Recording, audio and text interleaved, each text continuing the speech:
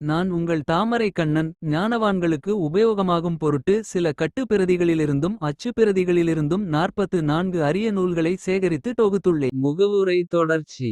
வேதாந்த மென்றுபதி நென்ம ராலே விளக்கி வைத்த சூட்சுமமாம் ஞான மின்னாள் போதாந்த மாயொருங்கே புலப்படுவ தில்லாது புலம்பு வோர்க்கு நாதாந்த மாய்ப்பல நூல் நாடித் தேடி நாள் கழிவ தல்லாது நமனை யோட்டிச் சேதாந்த மில்லாது ஜீவத்தோங்க சேகரித்து செய்திட்டேனே. விளக்கம். 11 சித்தர்கள் சொன்ன வேதாந்த உண்மைகளை இன்று முதல் வழங்குகிறேன். இதன் நோக்கம் ஞானம் கிடைக்காமல் ஞானத்தை தேடி ஓடி பல நூல்களை தேடி நாட்களை வீணாக்காமல் நித்திய வாழ்வை பெறுவதற்காக மட்டுமே. முகவுரையின் தொடர்ச்சி. திட்டமுள ஆரியனில் லாது நோக்கச் செய்த சிவ வாக்கியந்தான் நூலே யாதி பட்டினத்தார் பாடலொடு புலம்பல் ஞானம் பத்திரகிரி எருட்புலம்பல் பாம்பாட்டீசர். வட்டமறை இடைக்காட ரகப்பை சித்தர் வடிவற்ற குதம்பைகடு வெளியாஞ் சித்தர் தொட்டுரைத்த குறுமுனிவர் அழுகன் சித்தர் துறை போன்ற நந்தீசர் ராமதேவர்.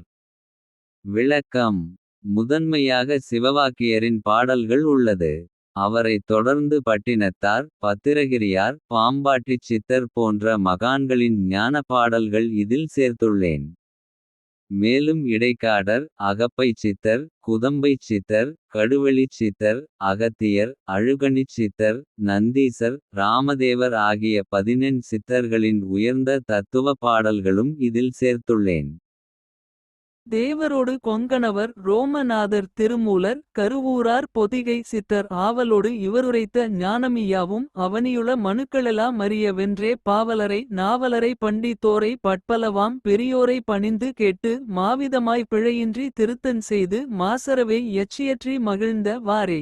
விளக்கம். தேவரோடு கொங்கணவர் ரோமநாதர் திருமூலர் கருவூரார் பொதிகை சித்தர் போன்ற பெரிய சித்தர்கள் தாங்கள் எழுதிய ஞான நூல்களில் சொன்ன அறிவுச் செல்வங்கள் யாவும் ஞானம் யாருக்காக இந்த உலகத்தில் உள்ள மனிதர்கள் அனைவரும் அவனியுள மனுக்களெல்லாம் அறிந்து கொள்ள வேண்டும் என்பதற்காக சித்தர்கள் அருளிய அரிய ஞான நூல்களை பல பெரியோரின் துணையோடு பிழையின்றி ஆராய்ந்து அனைவரும் அறியும்படி கூற முயற்சிக்கிறேன்.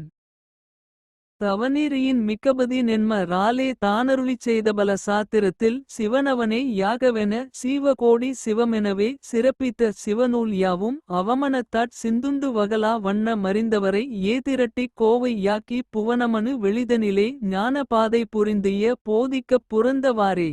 விளக்கம். உயிர்கள் அனைத்தும் சிவமாகலாம் என்று போதிக்கும் சைவ சித்தாந்த நூல்களை அழிந்து போகாமல் பாதுகாத்து அவற்றை உலக மக்கள் அனைவரும் படித்து ஞானம் பெற்று உய்வடையச் செய்வதற்காக ஞானிகளைக் கொண்டு தொகுத்து பரப்ப வேண்டியதன் அவசியத்தை எடுத்துரைக்கிறேன்.